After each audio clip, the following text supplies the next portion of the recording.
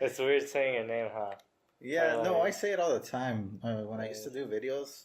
But I always just say, "Oh, what's up? This is Pedro," or I would say my YouTube name. But I'm not. I don't think it's weird. It's just strange when you're doing it like through recording. True recording. Yeah. I always felt like saying Jesus or like Jesus. Like, what do I say? Like, Honestly, this is where I always found that kind of awkward, you know. Just like like every time I introduce myself to someone, I was like, "Hey, I'm Jesus." Oh, I feel it weird. sounds weird, huh? Like if I'm talking in Spanish, it's normal. Like, oh, soy Jesús. Like it's normal. It sounds normal. But like I don't know how to say it in English. Like I don't know. I mean, in English, don't people just normally call you just Chewy? That's cool or not? I think that's gonna be my nickname, Chewy, Chewy. on the podcast. Chewy. Everyone is Chewy. Yeah, because it's easier and, Jesus. Like I feel more comfortable saying Chewy. Like people say, "Oh, it's Chewy." Yeah, people like can. a Chewy bar or something. Like a Chewy bar. As for me, Pedro, Like if you're comfortable with it, like I say, go for it. yeah, so I'll go with that. So it's Pedro and Chewy. and Chewy. We don't really know what we're doing. Honestly, this is kind of like a dry run, but I mean, it's better to start even when you don't have anything. Yeah. Hopefully the phone lasts because it's on 18%. But you should have brought your charger then. we'll see how far it goes. It doesn't have to be that long. I mean, we don't even know what to do. I feel like honestly, I was giving this example yesterday. We were talking about it, where let's just say we do this once, right? Right. And we make it super messed up. What do? We send it to someone, maybe one of our friends, and they go over it and they say, okay, here you could do this better. So the next time we do it, we improve on that, right? Right. And then we keep doing this over and over again. It's like a cycle, rinse and repeat. It's like refining. Yeah. You're just refining it. And eventually, we're going to get to a point where it's going to be done well. So it's just better to start raw, get it raw. Yeah. Well, what's cracking? What's good in the YouTube scene, Pedro? Not much. My YouTube has been super dry. What do you usually watch? Rich from VTech USA. Rich? Yeah. Penguin Zero. Been watching him again. Like when you try to find new YouTubers, what's your strategy? I do the strategy of going through the sidebar and clicking several times, and always going for the videos that have the least views. I know people think when you go and see a video like has like the views in the hundreds, people try to avoid those because they think, oh, the content's probably like chafa, it's like cheap. And the thing is, that's where you find the hidden gems. It's like some people are really committed in the scene, trying to make good stuff, but the hidden gems, man. Yeah. But people don't give them a chance. They're like, yeah, like whenever I'm looking for YouTubers, I never really go for the ones that have like a lot of subscribers. Like it'll have the same like style as another YouTuber.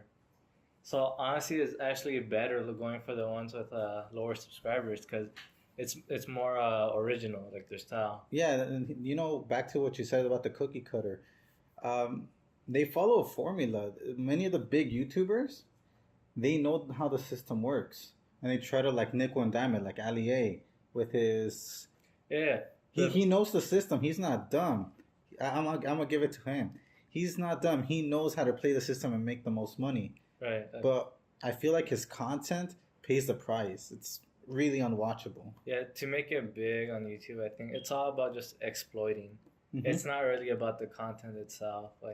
Like you said, the hidden gems, they're gonna be like, they're hidden because they don't, like, their style doesn't really go with like YouTube's format. Yeah, and also since they're not making money out of it, they're not under that constraint. They're not trying to make money out of it, so therefore they have a bit more liberty. That's the cool thing about not making money on YouTube. You have a lot more independence. You get to choose what to do.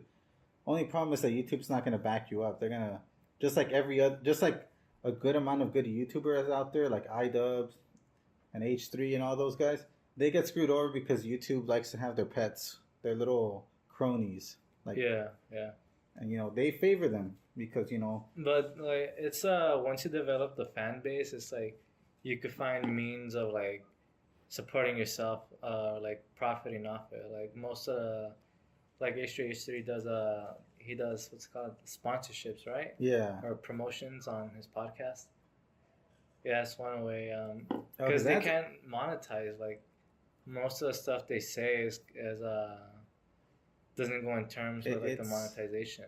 It's like they go beyond that. They're a bit raunchy sometimes, but that's what makes it worth watching them. Yeah. I honestly, that's the thing about YouTube. Apparently, the terms for the whole thing, they're supposed to be family friendly. Meanwhile, Logan Paul and Tana, they're out here breaking the law. Oh, and do you remember those YouTube channels that that target babies and kids? Oh, the little like 3D animations with the Spider-Man and the Shrek and the that one Frozen. Oh, dude, those people were playing the system. What they were doing all those tags and all that, but they were still making garbage content. You know why? They were bypassing the YouTube Kids app. Mm-hmm. Because a lot of parents, they let their kids watch the phone. They just give the phone or tablet to them and just leave it on YouTube Kids. And at first, the first videos that the kids watch, it's okay. They're innocent stuff. Yeah. But these people they learned the algorithm and they took advantage of it. They're exploiting it. Mm-hmm. So they still put this smut. It's basically smut. Right. And it goes in, and these people, they have it on autoplay. Like the parents, they just leave that stuff playing for the kids. 5 videos later, it's freaking Elsa licking Spider-Man's toes or something. Some garbage like that. Super disturbing thing. Oh my god. So, some of that stuff is bad, and little kids are watching it. I don't know. That's just bad. And people thought old YouTube was terrible. That's something I like about the old YouTube. It was just bizarre. Like, there was no, like, allies. There was no... If anything, the closest thing we had to, like, YouTube superstars was, like, Niga Higa and Fred. Right. That was it. Oh, we also had we still had Shane Dawson back then, but, I mean, it was a different landscape. It was like an open frontier. Yeah, I was gonna say, it's like Cowboys, like, the new frontier and shit. And now YouTube, I see it, like, kind of decaying. It's like, just... now it's like a little town that was, like, a little, like, Wild West town. Like, anything could happen, and like, yeah, it was lawless. It's lawless. Yeah. And now it's kind of like a corporate city with fucking all these like that book, like networks, a dictatorship. Yeah, it's just very it's like it has a mask on, like it's trying to make itself like this friendly shit, but behind the mask it's like this globalized like monopoly. And that's what YouTube is. The thing that I don't like too much about YouTube is that there's no other competitors on the market. Yeah. I mean, I would love it if there was another YouTube, because one that can compete against them, because YouTube has all these policies that, it hurts new content creators. Mm-hmm. The only people that benefit off of this is, cheats and cons, like Ali A. I know I mentioned him once. But he's a prime example of what it is to be a con in the YouTube scene. Yeah. And if we had, like, better representation in YouTube, like, if YouTube just decided to, support the other content creators, that would be better. Right. But, I mean, you already saw what happened. Like I said, man, it's all exploitation. Just doing every little thing to cash on. But... yeah. All right, and we're back. That was a bit of an awkward cut right there, but we had to cut the video because one of the dogs got out. So, just had also had the soup ready. Yeah, you're gonna be talking and eating soup at the same time. Yeah, I got that college student diet right here. What we were talking about before we left, we're talking about how there's no how YouTube is a monopoly. There's no other YouTube site. I mean, I have channels on my other YouTube, YouTube, on other video sites like Vimeo, but But it's not the same. It's so inaccessible for the regular person. I think the closest thing would be Twitch. Twitch or IGTV. But IGTV, here's the thing I don't like too much. It's just the fact that it forces stuff to be in vertical video.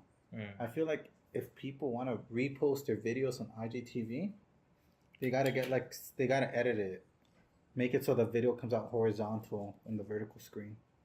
I haven't used IGTV, but I feel like it's mostly just gonna be like the Viners, but for IGTV. Oh, Like it's just gonna have this very like just it's like exclusive like niche. Like you're gonna have like just your group of people that are always like the same. See, that's the thing, that there's no evolution. Cause it's about all targeting like Algorithms and all that. algorithm and like the most popular. You know what though? This is actually a prime time for any software developer out there that wants to create a site, basically an anti-YouTube, But how would that work? just a video hosting site. Yeah, but like from a marketing and branding like perspective. See, I'm not that good with that, but Like what would make the site like different from YouTube? for example, it's not based on algorithms. It's chronological rather than an algorithm. I feel like a lot of people have been asking for that. Even on Instagram, people have complained that the timelines aren't chronological anymore. But how would the system? How would it work? Like, would it be subscribers? Like, what? How does it like the functionality of it? Well, I feel like they should still have subscribers, but maybe that's just because we're so used to YouTube. Maybe there's a better system that we haven't come up with yet. We just need something that's something that doesn't lock us into like just a certain kind of video, because the algorithms, they're designed to keep you on the site, but you'll always be watching the same stuff over and over again. You don't get to explore new content. I mean, you'll never get out of that bubble, and I feel like that's why a lot of people keep saying, "Oh, YouTube's kind of stale." Because Yeah, I feel like what's missing right now in the whole video media scene is like that random factor.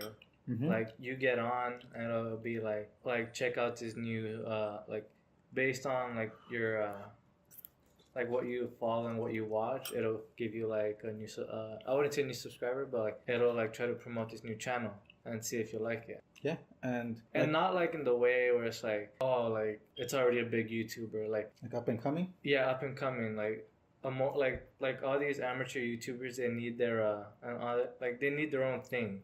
Right. They need kind of like a helping hand in a way, like in a way to like promote new content rather than just like feeding all the big YouTubers. Right. The algorithm though, a lot of YouTubers have also complained about it because they saw that their views have dropped, and also their ad revenue as well. Because the algorithm, that's what it's doing. It's not letting people explore new stuff. Yeah. I mean, sure, it's going to keep people hooked on the site, but for how long? How long will that cycle remain before people get fed up because they're watching the same stuff every day? I feel that too. I think it's like all the H3 and the Penguin Zero. They're like it's like a kid. If YouTube was like a kid, it'd be like the baby phases would be like watching all those like creepy like 3D animations with Spider-Man. And then when it grows up, like it's in its tween teenage years, it watches all those your Logan Paul, your Jake Pauls, your Rice Gum, you know, that trending stuff. And then after it grows up from its teenage years into like early adult, like to adult, it starts to watch more like I guess you could say adult content. Right. Like what's it called? They would probably start listening more to podcasts and more to like H3. We keep bringing them up. Well, yeah, because they're an inspiration. I like what they do. like it's more relatable content. Yeah, like, it's not as it's more entertaining because it appeals to what your to what your interests are. Yeah, and like the mindset that you have.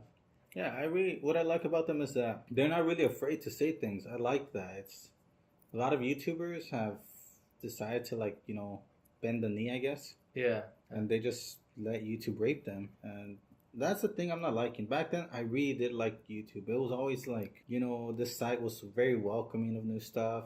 all the top 10 videos, and like it just feels like a police state in a way. When I Yeah, watch, when I see like what's trendy and all that, it just feels like it's all the same. it's all the same stuff. It's all. Like nothing's out of the mold. Like nothing's like different. Oh, sorry. The thing is, all these rules they stifle creativity. Yeah. Too much censorship ruins like the creative drive of so many people. And I get it. Some people they want to make money off the site. That's cool. But the people who are like who want to make actual good content aren't really given the chance to do that because. But like I said, it applies to what the YouTube child, the kid doesn't know what quality content would be. Right. So to the child, it thinks like that these 3D animations, these Logan Pauls, Rice gums. like that's content. That's quality content for them Hmm. because that's what they're exposed to. The thing is, children aren't really that bright. I'm gonna just say it. They're not. Why? Why? How is it that nobodies? And I'm gonna say they're nobodies because they're not really qualified in anything else, and not. They don't even make good content. Like, Yeah. how do people go? I'm guessing this is children. How would a normal person go about and watch Logan Paul, Jake Paul videos, Rice Gum?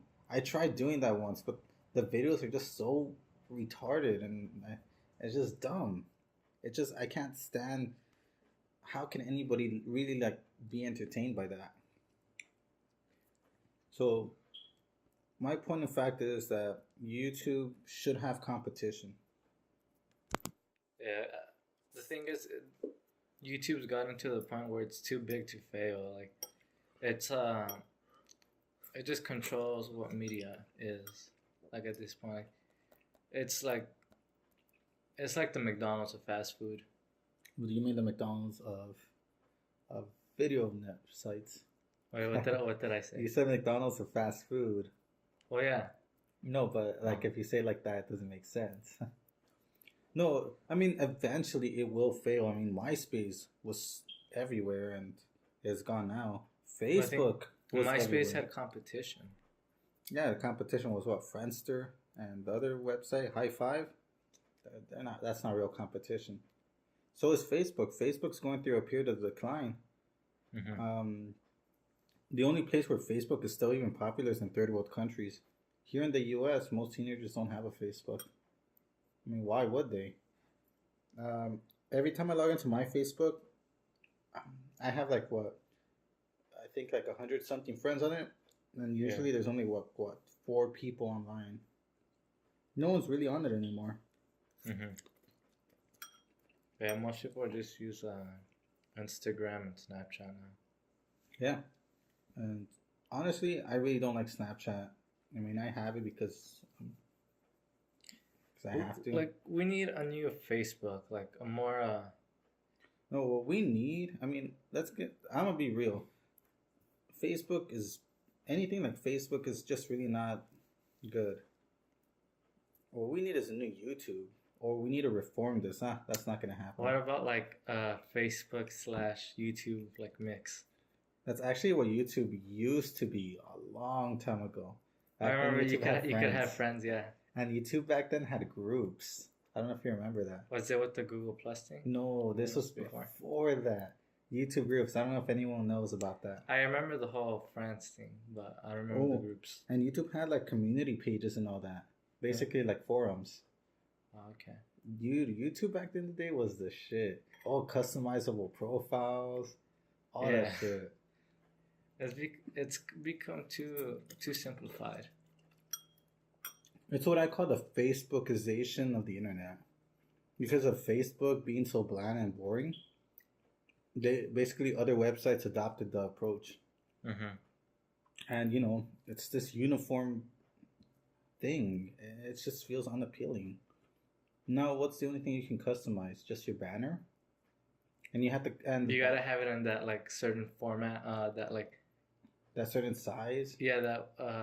I forgot what it was, but it was it's like a stupid size. Yeah. That nobody uses. And it's dumb. And I really don't like the direction that YouTube took after, like, 2010. Mm-hmm. Because after that, it just felt like YouTube was just trying to be something else, and they were bending over for the corporations. That's what it is. Well, we're running on to 21 minutes already. 21 minutes. All right. Well, like, I know this isn't going to sound that professional and all that. You know, it's just our first time doing anything like this. You know, dry run. We're just talking about YouTube and all that. And, you know, we're going to try to do more actual topics in the coming videos. More current stuff. A more organized podcast. Yeah, but, you know, we want to hear what people have to say. If there's anything we can improve on, anything helps. So, like, how do we end it? What do we say? Like, good night? Good night? Nah, it's not even nighttime yet. Not for us, anyways.